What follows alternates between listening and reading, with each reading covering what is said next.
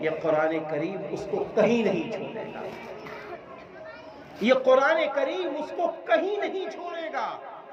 رسول اللہ صلی اللہ علیہ وسلم نے یہاں تک فرما دیا کہ قیامت کے روز یہ قرآن کریم اللہ کی بارگاہ میں اس وقت جھگڑا کرے گا جب قرآن کریم کی تلاوت کرنے والا، قرآن پڑھنے والا، قرآن سمجھنے والا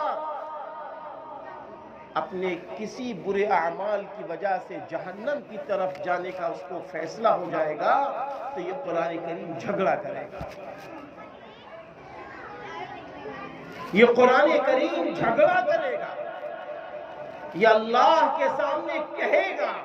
کہ اے اللہ، یہ قرآن کریم تہجد کی نماز میں بھی پڑھتے ہیں، اپنی نمازوں میں پڑھتے تھے، اور ساتھ ہی ساتھ یہ قرآن کی خوب تلاوت کرتے تھے، مجھ سے بڑی محبت کرتے تھے اور قرآن کے حکموں پہ بھی چلتے تھے۔ اے اللہ، آج تو میری سفارش قبول کر لیجئے اور انہیں جہنم سے بچا کے جنت میں داخل کر دیجئے۔ قرآن کریم پڑھنے والے شخص کے لیے یہ قرآن قیامت کے دن جھگڑا کرے گا اللہ کی بارگاہ میں۔ آج اس قرآن کو ہم چھوڑ رہے ہیں،